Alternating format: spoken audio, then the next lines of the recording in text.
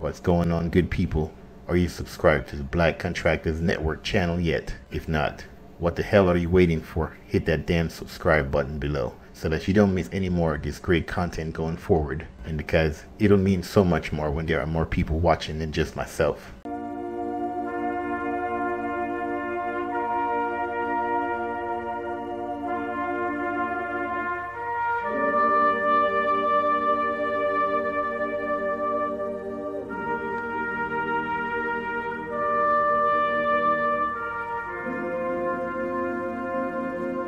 Let's talk about it, people. Did you know 80% of Americans don't have the right type of insurance or enough to pay for funeral expenses? Say what? When it comes to planning a funeral, most people don't know where to start. They may feel overwhelmed by the many choices and options available, or they are overwhelmed by the price tag of what they need. A funeral can be an easy way to show your respect for someone's life, but choosing the right type of service can be confusing and overwhelming. You want to give that person the best send-off they could imagine, while also helping your family members through their grief process. Whoa, what's the matter? Why are you crying? It's because, What is it, buddy? You can tell me. What's the matter? it's because I found this onion. Okay, I'm better. Good grief. Many Americans don't even have life insurance. You've probably heard that a lot of Americans don't have life insurance. But have you ever wondered what the numbers are? Well, according to a recent study by the Insure.com Research Center, about 80% of Americans don't have enough coverage to pay for their funeral expenses. That's a win-win for funeral companies and cemeteries. Shut up and take my money! If your family doesn't have enough money to bury you, they'll be forced to use their funds if they can afford it, or go into debt trying to pay for your funeral expenses. It's also something worth thinking about if you've been wanting some extra life insurance coverage for yourself or your family but haven't gotten around to it yet. Even those who have life insurance don't have enough to cover funeral expenses. The average cost of a funeral is $8,560, and most people don't have enough insurance to cover that expense.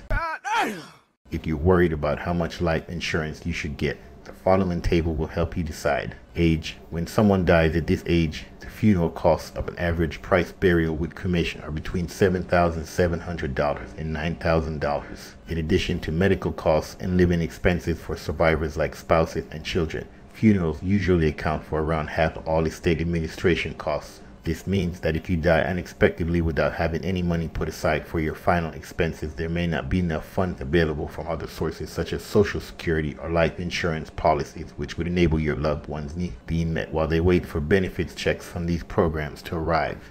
Come on, I'm broke, baby. I ain't got no money. A recent survey shows that a higher percentage of women than men believe they need life insurance.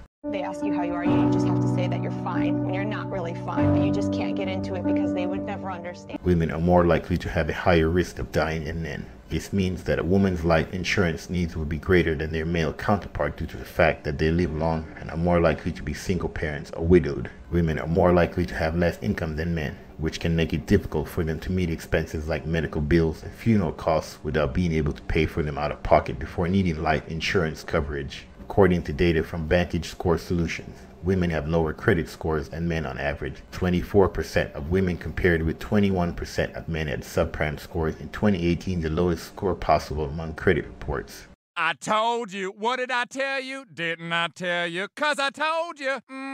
And when did I tell you? A long time ago. And what did I say will happen when I told you? Exactly what just happened. Most Americans can't afford the cost of a paid funeral. The average cost of a funeral is $7,180, according to the National Funeral Directors Association. This means that most Americans have less than half that amount saved for this expense. The National Funeral Directors Association also estimates that only 1 in 4 people have enough money saved to cover the cost of their own funeral. The median amount of money held by households was $39,000 as of June 2016, according to the Federal Reserve Bank's survey of consumer finances. However, if you take away home equity and financial assets such as retirement accounts or stocks, bonds which may or may not be liquidated in time for your death, what's left isn't much, $12,000 on average across all families surveyed. I'm really rich. You need to be prepared for your final expense. The last thing you want to worry about is how you're going to pay for your funeral expenses. You can take steps now to ensure that your loved ones aren't left with the burden of paying the bill. Before we get started, let's talk about what a final expense policy is and why it's important.